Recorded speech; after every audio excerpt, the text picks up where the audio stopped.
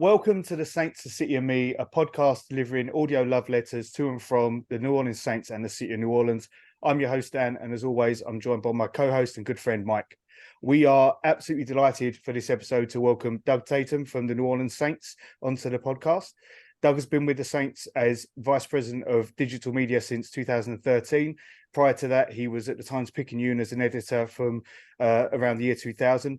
Doug, I just want to say a massive thank you for coming on. We really do appreciate you and your colleague Davis putting this together for us, and the organisation for allowing two guys from across the pond to get some insight into what you do at the team and also you as a resident of New Orleans. So just want to start off by asking you, how are you doing, Doug? Hey, I'm outstanding. I like to channel our head coach, Dennis Allen. And anytime you run into him in the hallways, you ask him how he's doing. It's outstanding. So I've adopted that as well. I'm going to adopt that, Doug. Yeah. Doug, speak into existence. Yes, and we like to hear that positivity around he's going around the organisation. So hopefully it will lead us for a good season. Yep, I think so. I don't know if you'll have a chance, but to watch on Thursday, Demario Davis met with media, and he was very upbeat about the upcoming season, and basically said all Saints fans should be very excited about 2023. Yeah, that's the beauty of Demario, though. When he gets behind a mic, he can make you run through 12 brick walls. Right? Yeah, he's amazing. Yeah, I was ready to swim across the Atlantic and then run through those walls afterwards. Well, maybe just take a plane. Yeah, it might be quicker as well. Doug, just for our listeners who don't necessarily, who may not be familiar with you, could you just give us a bit of insight into what your role is at the organisation? As you also cover the Pelicans as well as the Saints, don't you? Yeah, so everybody on the business side here wears two hats. So, we cover the Saints, we cover the Pelicans. August is one of the months where we really are primarily Saints. It's a slow time on the Pelicans calendar, except for the announcement of the schedule and training camp. To us, we treat every training camp practice like a mini game, especially the practices where we have fans out there. So I'm responsible for creating content about our team for ideally fans like you and other people in London and England, across Europe, or the whole world to consume. So that's written content. We do our own podcast like you all are doing right here.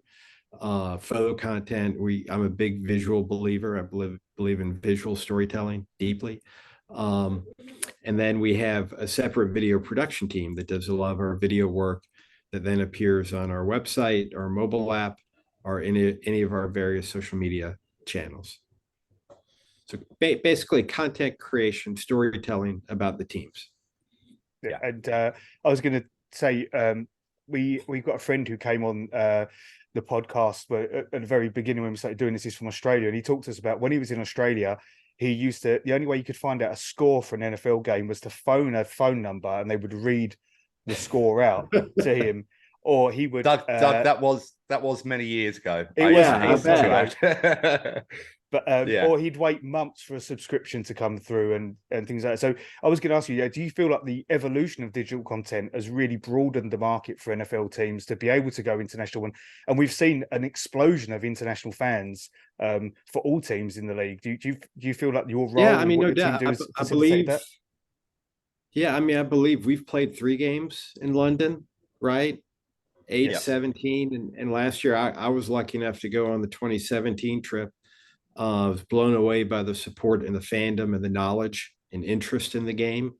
I think, as you mentioned, it's so accessible now compared to 10 years ago, 15, definitely 25 years ago.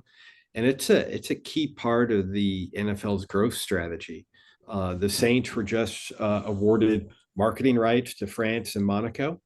I have a meeting Monday about that. It's going to be kind of a slow build for us. It's not as developed an NFL market as the UK is, right? The NFL's had a deep focus on the UK for a number of years. Yeah. They've kind of ignored France a little bit. And we're going to be leading the charge to help grow interest in NFL football and specifically the New Orleans Saints. So we spend more and more time spend in our building thinking internationally and how we reach Yeah. international fans. Well, we a few weeks ago we did a podcast with the biggest Twitter Saints group in France, which is at Saints France. Yep.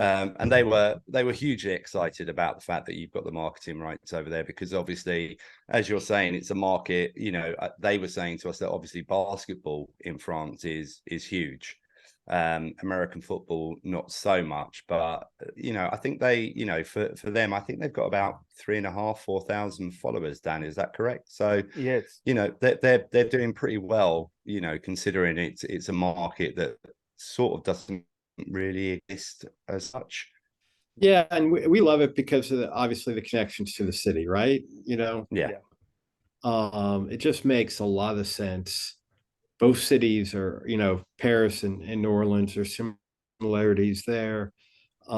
We think there's a lot of stuff that just makes sense for us to be able to focus and grow there. Now it's going to be a long-term play, right? The NFL has been focused on the UK for a long, long time, and it's paying off now. But we're just getting started with what we're trying to do in France. Yeah. It's exciting. Like you say, it's such a natural synergy between the cities. And we see it as being an obvious choice. And we were delighted for our French cousins to get that. So Yeah, it's good, we think, definitely. yeah. I want to ask you a sort of more personal question, Doug. What was it that drew you to New Orleans? I know you was originally from Louisville, and I'm assuming it wasn't just the fact that the fleur de lis is consistent in in both cities. Another French city. Now, I was in the newspaper business at that time, and I was the copy desk chief for the Courier Journal. So I don't know how familiar you are with newspapers, but that's on the back end of the business. So I read and edited and oversaw the final version of every sports story before it appeared in the sports section. So there's only so much you could do at the back end, right? You got what you got, and you got to clean it up, hit deadline, make it as good as you can. An opportunity came up to lead the reporting team at the Times-Picayune in New Orleans, which is getting in on the front end, the story development part of it. All right, what are we going to write about the Saints today? What are we going to write about the LSU football team? What are we going to write about Tulane, et cetera, whatever, high school football, all the different things that we covered. So to me, it was an opportunity to kind of get in at the start of the content creation and really set the agenda for what was going to be in the sports section that day. New Orleans was on the verge of hosting Super Bowl, Tom Brady's first Super Bowl. Final Four, Carmelo Anthony hitting the game-winning shot for Syracuse, and the college football national championship game, LSU winning with Nick Saban before he left to go to Miami and then end up at Alabama, where he's had all the massive success. Mm-hmm. So it was trying to change my career to get on the front end of it, and then be involved in these massive national, international events and be creating content about them. And then Katrina hit in 2005. That obviously was a massive story. And then my wife and I made the decision at that point that we were going to stay and do our part in the rebuilding of this great city. So we've now been here 23 years. I was going to, one of the questions I had actually for you was, I know that your team, or the team at the Times-Picayune, you got 2 Pulitzer Prizes for their coverage of Katrina. And I was going to ask, you know, as journalists, did you feel that there was a duty to stay in the city and make sure you got these stories out to people so they knew what was going on? Absolutely. That's the job. So when big events happen, when news happens, you need to show up and do your job. So when our policy at the Times-Picayune is when a storm entered the Gulf of Mexico, we would go into the office, we'd pack a bag, we'd bring some food, we'd bring a pillow and a blanket or whatever, and then we would stay in there and do our job until the storm had passed and you could go back home and kind of set up your normal life again. On this instance, the storm came through, the levees failed, the city flooded, and around our building had about 3.5 feet of water. We couldn't do our jobs from that building. So there were about 200 people at the offices. We got on the back of 7 newspaper trucks and then made this kind of crazy, weird 7-hour trip to Baton Rouge, which would normally take 90 minutes, but the routes that we had to take because of roads being down and everything took so long. It was like a 98-degree day. Set up a remote newsroom in Baton Rouge, and about 15 people stayed behind in the city. And then, kind of madness for the next month as we're trying to tell the story of a great American city being flooded. And then, my role during that was not massive. I was on the sports side of it, not the news. I helped out. But then after that, the rebirth of the city, right? So I think personally, I played a much bigger role in 06 than I did in 05. Yeah. And the rebuilding of the Superdome, the return of the Saints to the market, and then the reopening of the Dome on September 25th, 2006, when Steve Gleason blocked that punt on Monday Night Football. And to me, that was kind of the start of the city really coming back. And then it reached its climax 4 years later, 3.5 years later, when Tracy Porter picked off Peyton Manning, and the Saints won the Super Bowl. Yeah, it's a heartfelt, awful story that, as you say, it was like the rebirth of the city happened that night. It felt that way for anybody who was a Saints fan. And to actually be involved in both aspects of it, must have been, incredible in that many ways. Kind of let's call it 05 to 10, 5 full years of my work experience, especially on the newspaper side of things. I mean, the work mattered, right? People were reading. It had a real impact. Occasionally, if you live in a boring city with not a lot of news or not a lot of trouble or issues, a journalism job can be, not the most exciting in the world. But New Orleans, since I've been here, has had a lot of stuff go on. Yeah. So how did obviously you had your times at the Times-Picayune. So what was the transition into the Saints facility? How did that come about? Sure. In 2012, the Benson family bought the Hornets, the NBA team, which was then owned by the NBA. Their senior VP of communications and broadcasting, Greg Bensel, had been my day-to-day contact when I was sports editor of the newspaper. And he was looking to build a combined digital media department. And he wanted somebody that he knew, respected, and thought could lead a content creation team. So he called me up one day. I was leaving the office. He's like, "Hey, got this job, looking for somebody." And I was like, "All right, Greg, when I get home, I'll think about it and get you some names, see who might be able to do it." Like, "Hey, dummy, I'm talking about you." I had never considered leaving a career in journalism. Yeah. So it just kind of had took me a minute to wrap my arms around it. And it was a life-saving move on Greg's part to me, and a life-changing move for me, because the world in pro sports, one, building a department is really interesting and fun. And then just the traditional newspaper industry is just really challenging environment that continues to get smaller and smaller. Fewer and fewer resources. So I was fortunate to change my careers when I did, and I still get to tell stories, right? That's the great thing. I still get to tell stories. I do, I'm involved in other things that I was in, product development and things like that.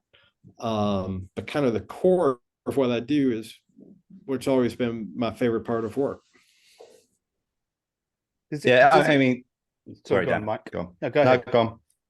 I was going to just ask you, while we're just talking about in terms of content stuff, does it make it easier to get people to your content when you've got such a strong, what I perceive to be quite a strong social media team? Everyone knows Alex and the guys, and we follow him as much as we follow the Saints, and they're always putting out good content on social media. Does that make it easier to direct people to the online content?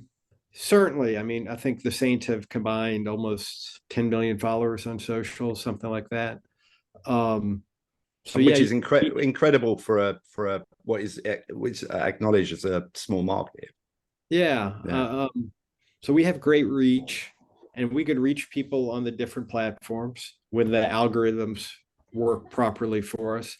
The hard thing is getting people off of those various platforms and onto our owned and operated. So getting people to visit NewOrleansSaints.com, getting people to download the Saints app, and sign into the app. That gets harder and harder every year as people just want to live on Instagram, or Yeah. they just want to stay on Facebook, or TikTok now, isn't it? Yeah. the younger people using TikTok. Yeah. So it's the job has gotten a little bit harder in that we keep adding these different platforms. Each platform is kind of specific about what type of content they want.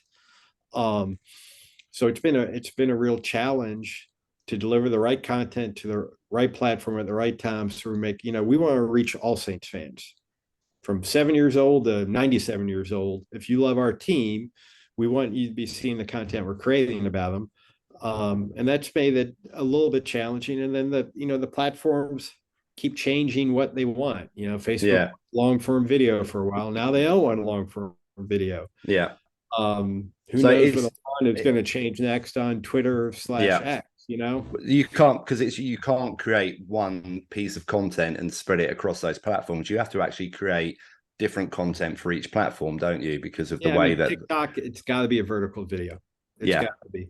But on our site and app, horizontal is really what we want. And on YouTube, you want horizontal. Yeah.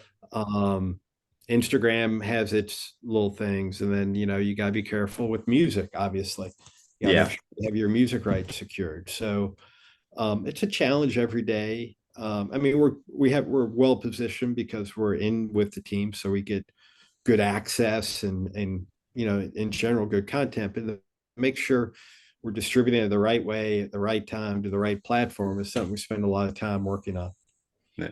From the point that you took over at the beginning, Doug, to now, like, how has your team sort of evolved? Because I'm assuming it must have been you and a dog doing it at the beginning. It was 4 of us in 2013. Myself, now there's 15 of us, and as an offshoot, there's a whole separate video production team. Yeah, we have about 30 people in-house that's dedicated to creating content about the Saints and the Pelicans, both for, in the Caesars Superdome, in the Smoothie King Center, and then for all of our digital platforms. It's an incredible evolution in a relatively short space of time. Yeah, isn't it? I mean, Mrs. Benson and Dennis Lush, our team president, every year invest more and more, whether it's bodies or equipment or technology. Every year, there's a bigger investment on the work that we do. And that's great. And there'll be more. We what are we going to do in France? It's not going to work in France if we don't start doing events and bringing players over and things like that. Yeah, it's going to take time, money.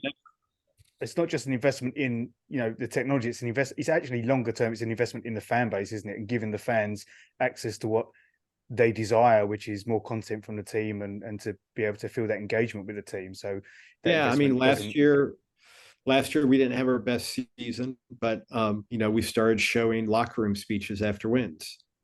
We had not done that previously.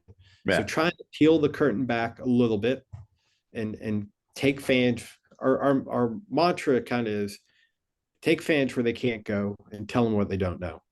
And then when possible, I like, can we move you emotionally? Can we tell a story that taps into your emotions, whether it's about nostalgia or humor or sadness or whatever?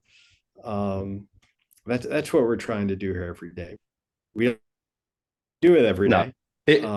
That's certainly our goal of what we're Doug, in shooting order for. to do that, you need DeMario to be in every single one of those videos. Right. Because it doesn't matter who you are. If you're not moved by that man, then you're not worth this place on this earth. It's incredible. If my bosses are Go on, Dave. Go ahead. I was just going to say if my bosses are smart, when he retires, they should hire him to replace me. No, I was just going to say I'm looking forward to those pre-game huddles because DeMario and Derek and Taryn and all those guys, they're so passionate. It's just going to be a joy to watch for fans. And again, running through those brick walls. Yeah. I could, the September 10th can't get here soon enough. I've had enough. Preseason football's fine. I was watching a game last night with third string people on. Yeah.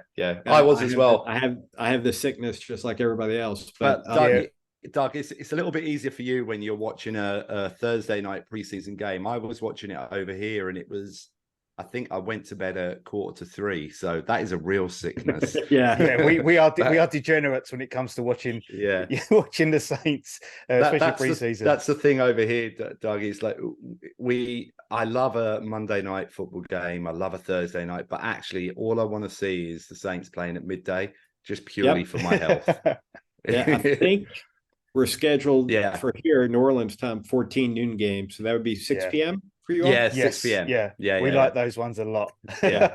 Doug, can I ask just a quick question regarding the Pelicans? Last year, I think it was last year, you started the Access All Areas with them, didn't you? Which I thought was absolutely wonderful, because you just got to see a different side of the individuals. You just got to see a little. It was like a little peek inside of what was going on within an organization, and Mrs. B and everybody sort of turned in at some point. And what made your team sort of decide to do that? Because I thought that was great. Yeah, great question. So it was actually 2 years ago we launched a new all access series called Squad.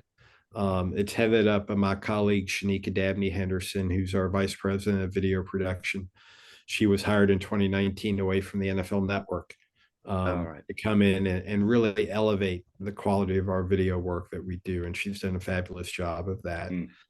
And we just felt, there's certainly, we all watch Drive to Survive, right? I'm a crazy Formula One fan, and that stems solely from that series. I had never seen a race before.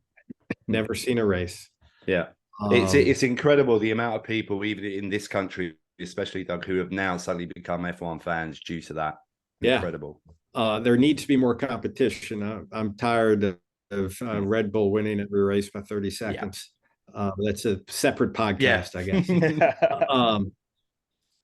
So, we just wanted to do some real storytelling to bring people in, to get them to understand who these players are as people. And just on the business side, there's a business need, right? The Pelicans don't sell out every game on a season ticket basis. The Saints have been sold out since 2006 on a season ticket basis. So we need to do more. If you look at the NFL teams, the ones that do the most content, especially the most revealing content, are the ones that struggle the most to fill their stadiums.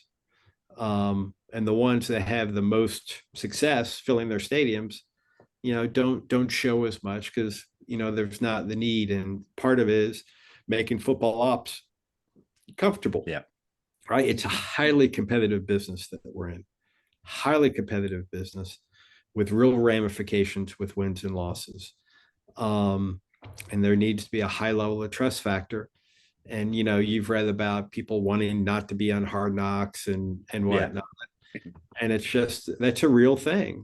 That's, to football coaches, that's one other complication that they need to deal with and manage, about players wanting to be on the show, not wanting to be on the show, not acting authentically or whatever. So we haven't done one with the Saints. Doesn't mean we won't ever. But that was kind of the real reason we did it for the Pelicans. I love it. I love watching every episode. Yeah, absolutely. And it is that sort of thing. I'm glad to say that there's a possibility that at some point down the future you might do it with the Saints, because again, you can control the content, which is obviously vital. But it's just those little insights. I think fans, especially for fans like myself and Dan, because being international fans, we haven't got the opportunity to sort of hear local radio or watch local TV. So any sort of snippets or bits, I'm sure Dan's exactly like me. My algorithm on YouTube is literally New Orleans Saints 98% and a couple of music videos. That's it. Yeah. Well, you should have noticed that, this training camp, we've done a series of mic'd up video features. Yes. We have not done that previously. We dropped a Brand Matthew episode today. We'll shoot another one on Tuesday. So, we're doing more than we ever have. We're showing more than we ever have. And we're committed to going down that path to get folks like you and shoot folks domestically.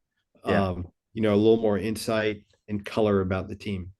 Yeah, absolutely.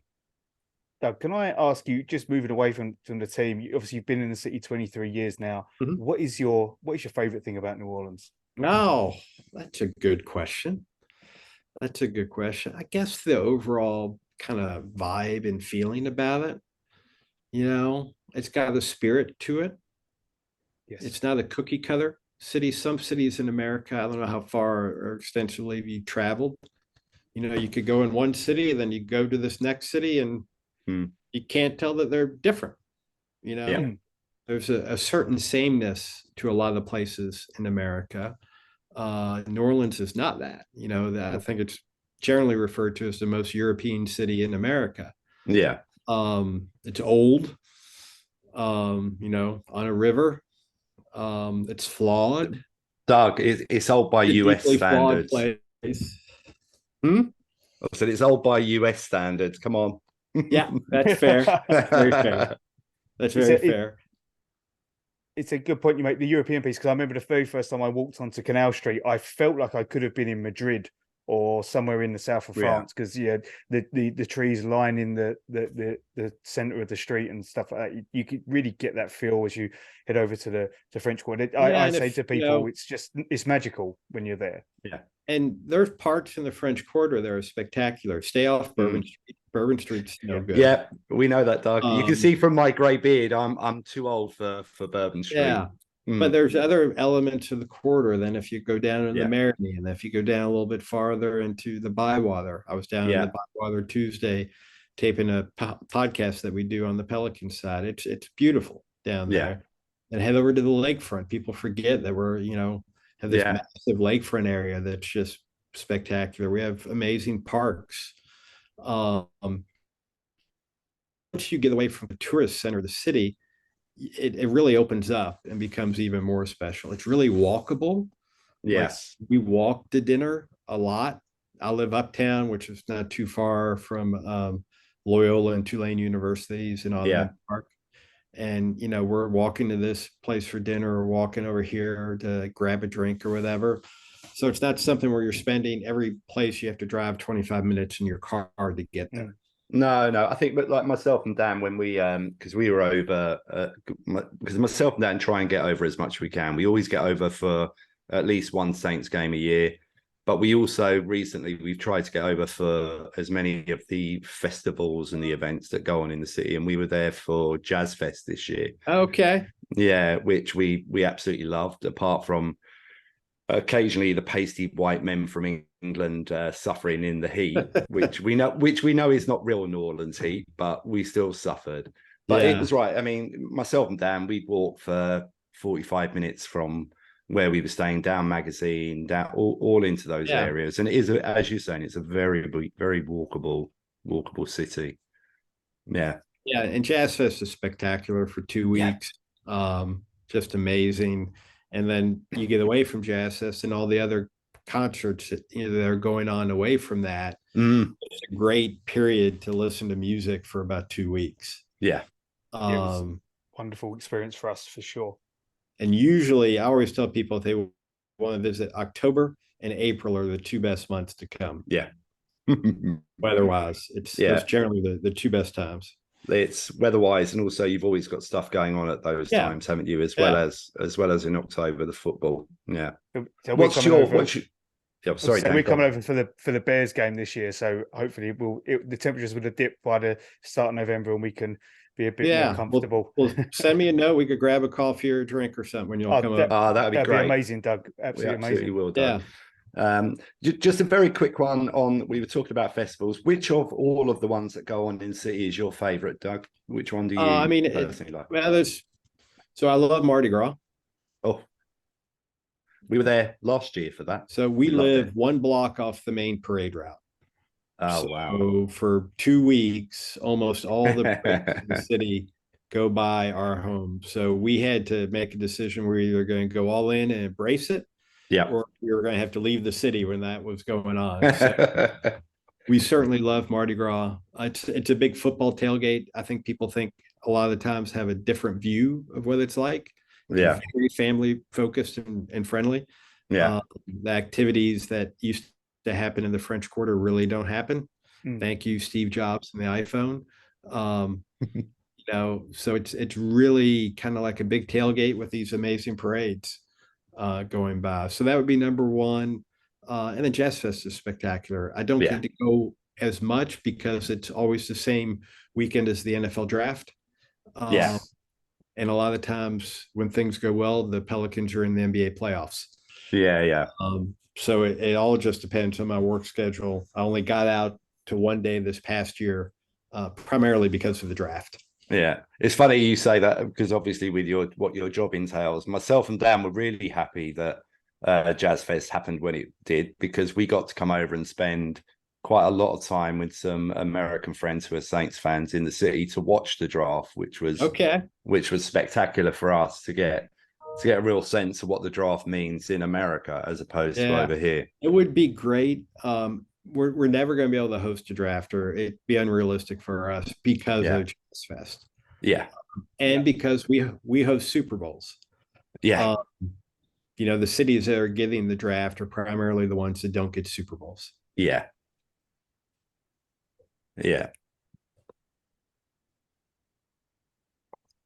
Dan, you got anything else, my friend?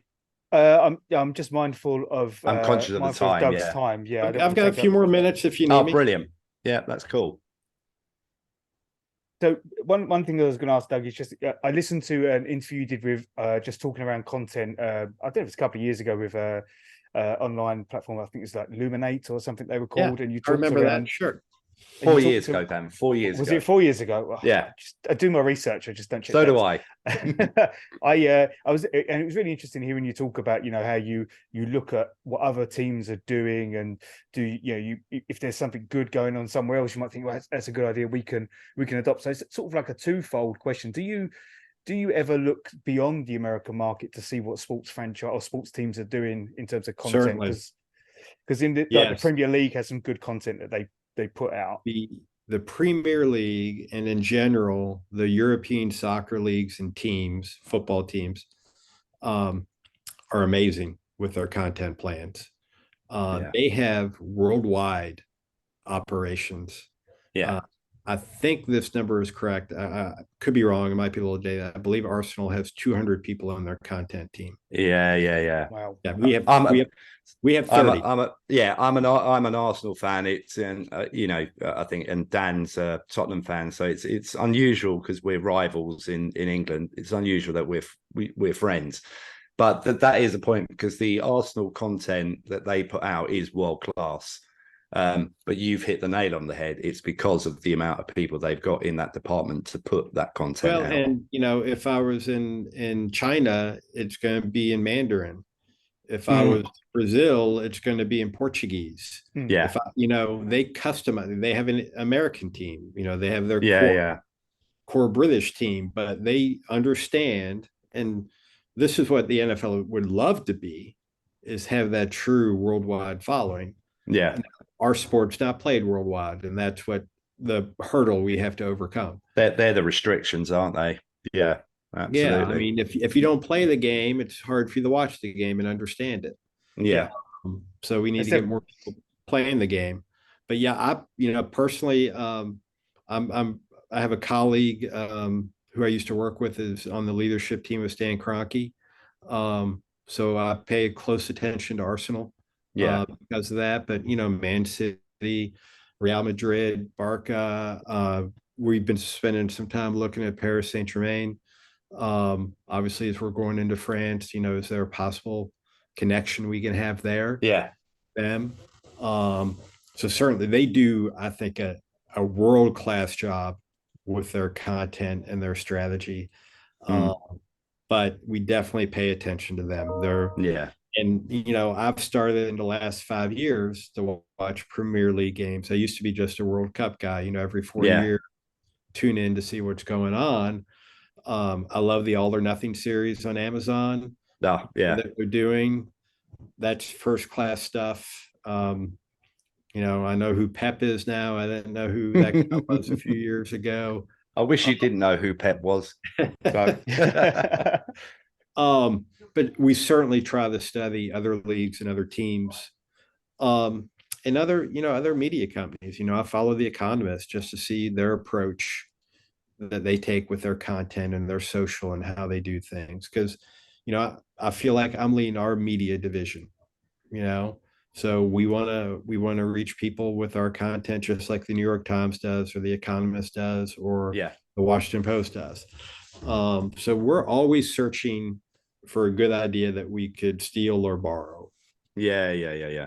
And I know you've said that before within the American franchise system, whether it be, American football, basketball, but you're always looking. So, and it's great to hear that you're looking outside the country. But as you say, the restriction is it's a worldwide game, soccer, and the finance that's there is also a little bit different as well. Just a quick one on that, as we talked about, like myself and Dan, we sort of say soccer because we've got so many American friends now. So just to distinguish, if you had to pick a Premiership team to support, who would it be, Doug? Good question. I think my friend would kill me if I didn't pick Arsenal. My man. If we get that opportunity to meet in the city for a drink, I'll be buying you a drink, Doug. Okay. Dan won't, because he's a Tottenham fan. Of course I would. Of course I would. I'm a Saints fan first and foremost. Doug, one last question for me, Doug. Didn't they just lose their best player, or do I have that wrong? Yeah, no, you have that right. You have that right. He's gone to Germany. Yeah. Well done, Doug. I'm working through it. I lost Drew Brees a couple of years ago, and now I've lost Harry Kane. I'm definitely working through the pain. One last question for me, Doug, and it's slightly tongue in cheek, but you're originally from Kentucky. Are you still a burgoo man, or are you firmly a gumbo man now? Gumbo is chicken andouille. Gumbo is so much better than burgoo. But I'm still a bourbon guy, so Kentucky bourbon is still on my list. Mike's firmly a bourbon guy. Yeah. Can I just point out that's sitting in front of me, my friend? Yeah, good stuff there. Mike, did you have anything else for Doug? No, I think genuinely, Doug, thank you so much for coming on. It's a real privilege for myself and Dan just to talk to somebody within the organization and to get an understanding of what the team are doing, and also the restrictions you're also under. But it's been great. Thank you so much, Doug. A pleasure. Yeah, and enjoy the conversation. You guys remember to reach out to me when you come to the States. We will. Do. It's been a pleasure. Thank you so much, Doug. We really appreciate it. Thank you, Doug. Take care. Take care. Bye. When you that was good, Mike, wasn't it?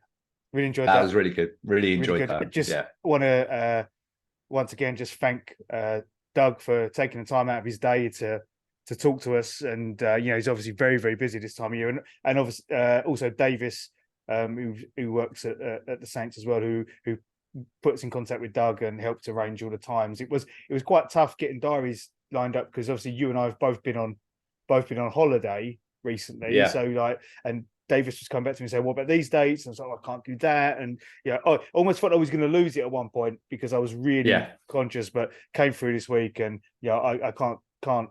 I'm sure you agree. Can't state how grateful I am for the organisation for giving us that opportunity. No, we've only been doing this a few months. Exactly. To be able to sort somebody in a senior position at the organisation was for us was brilliant.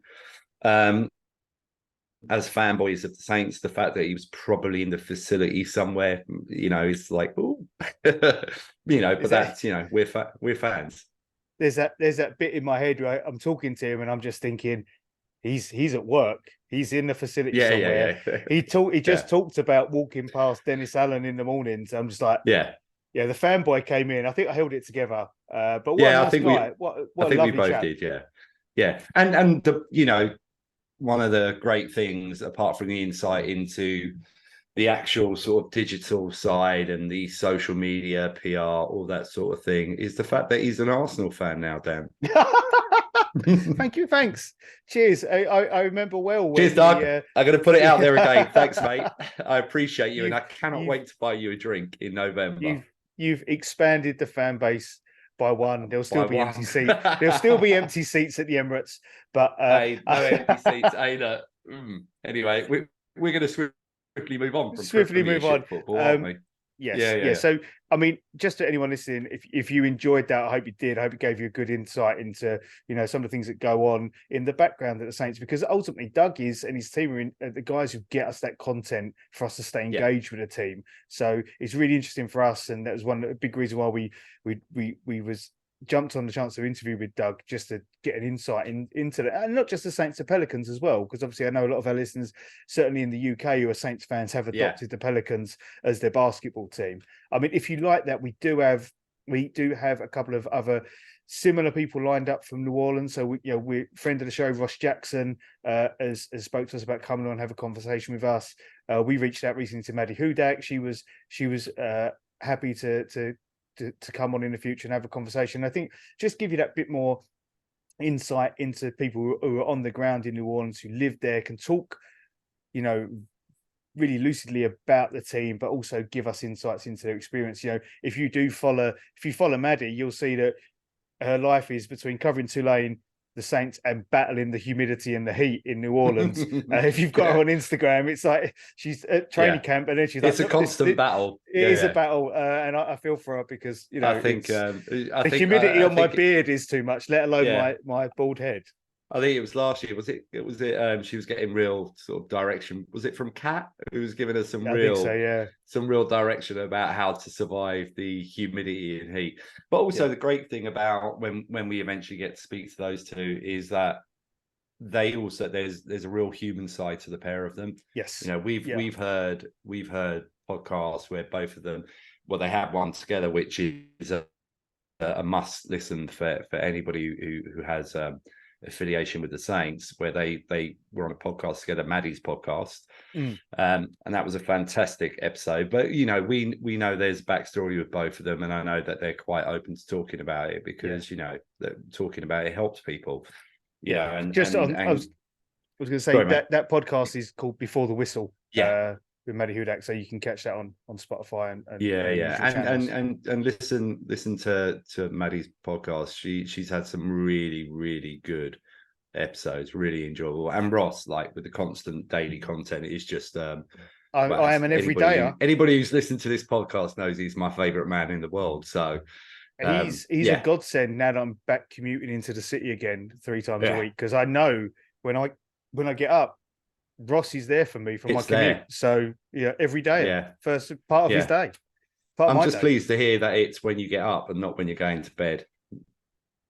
Well, I was laying in bed. Here we go. I was laying in bed the other day at 2:00 in the morning. Couldn't sleep because anyone who follows me knows I've been in LA on vacation for a couple of weeks. Had some really bad jet lag. That 8 hours is just a killer. And I was laying there trying to get sleep, and I looked at the clock. It was like 5 to 2, and I was like, I think Ross is going live at 8 in Central Time. Maybe I'll just jump on and see, because I've never seen one of Ross's live sessions that he does, because normally I'm in bed. I know you're probably awake. Unfortunately, you know that I have problems sleeping, so I've seen quite a few of Ross's live YouTube podcasts when they're on. So he's a constant companion to the pair of us. So it'll be great when we eventually get him on. So I'm really looking forward to that. And just in general, looking forward to, we're almost through now the preseason. It's almost time for the real thing to start. It's great that we've got so many 6 p.m. games. It's wonderful. But it'll be really good. And also, we've also got the Bears game in November to look forward to when we're going over to the city.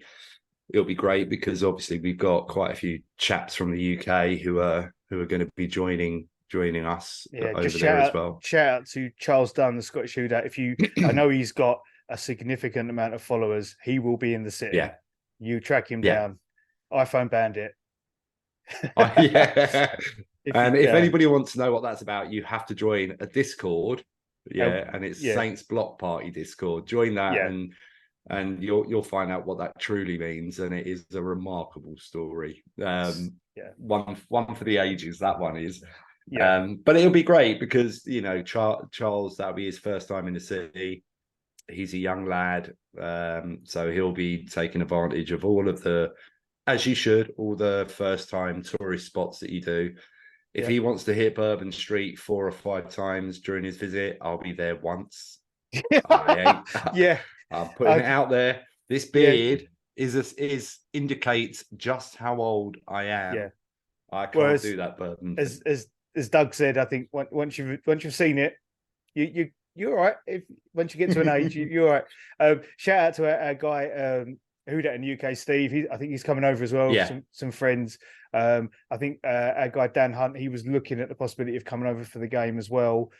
Still hoping on Ty and Chaz. Yeah, coming over. Hopefully, hoping they can both come over, but it'll be great. It'll be well. Hey, look, I think we're forgetting one person, mate. How can we forget him? Do you know what I'm talking about? Are you talking about Demon? Alex. Yes, Alex will be there. You see Alex, stay away because it's going to be a long night. I think I went to New Orleans last October with Alex. We got there at I'm trying to remember what time we got there. I think we got there at about 9:30. Got into our hotel, checked into our hotel, and then we were like, right, let's have a drink in the bar in the hotel. Great, had that. It was awful. It was their house cocktail. It was disgusting. But then it was like, right, we'll go out because we're going to meet the guys. And Alex turned up. I got home at about 3:30 in the morning. I thought, yeah, that's for my age, that's fair doing. Alex turned up at a friend of ours' hotel the next morning, having not been asleep, in the bar drinking cocktails. I think about 8:30. Yeah, so Joey, if you ever listen, you'll know that story. So anybody who's planning on being in the city for the Bears game, come and say hi to us. Yeah. Don't say hi to Alex because you'll regret it. Yeah. I just thinking. Go on. I was just thinking. Do you know? I've realised how nervous I was about talking to Doug because I kept it strictly professional. I had a Sprite or 7-Up. As soon as he ended the call, I was like, got myself a beer out. I didn't want him to think we was half chances and not taking it seriously. But yeah, it was but also it's just gone 10 o'clock in the UK, so we are allowed to have a beer. Yeah. Exactly, on a Friday night, we're allowed to have a beer. But yeah, once again, it was great talking to Doug. It was wonderful insight. Very honest. Yes, I thought so. About what goes on from an NFL perspective, especially when you compare it to football, soccer. But yeah, just really enjoyed it. I was really pleased as well that drink. I was going to say I was really pleased, that they are looking at that France Avenue. Ilio and John will be over the moon with that. I know. I know they're really, really excited about that. So a really good conversation. So hopefully we can do it again one day. Absolutely. And I think that's it, really. Yeah, we'll probably great show. We'll probably be back. We'll be back next week. Hopefully next week. We're talking to those of you who are London based might know there's a restaurant called Decatur, and their chef Tom. We've been talking to him about potentially coming on and talking to us about his experiences. Obviously, Decatur. That's sweet. It's just like being live with a rapper. Yeah, Decatur. The cuisine that Decatur do is Southern food. Yeah, Mike and I went to one of their Archway cookouts in East London in the summer. Absolutely wonderful grilled oysters. Mike, you had the seafood boil. I had the Andean sausage. And also possibly going next weekend because they've got their end of summer barbecue, haven't they? Yeah, 2nd of September. It's East Tilbury Road in Leighton. It's an E postcode. Check out Decatur's. This is awful podcast, isn't it? I haven't got anything. I'm just winging it. We'll put a link in. We'll put a link on. Check out Decatur's Instagram. Come down. Me and Mike will be there. You got to get there early. Be there before 12 when it starts. Me and Mike will be there. 11:30, 12 onwards. Yeah. Come say hi. Have some great food, great company. What more could you ask for? And you're in London. Yeah, absolutely. Yeah, absolutely. Yeah. So all good, mate. Enjoyed that, and we'll move on, and probably we'll have something next week. We've got a couple of guys from the UK who we're looking at having a chat with, which going back to the format as well that we like, which is talking about how people became fans and the visits to the city and what they love about the city. Yeah, that's what we aim to do, is to mix these up for you guys, have those sessions and then pepper them in, with these ones with people from New Orleans, like we did with Max, give that other perspective on New Orleans and the city, and that fandom or career or wherever it is. Yeah. So hopefully you enjoy it, and we'll get that right blend for you guys to enjoy. Yeah.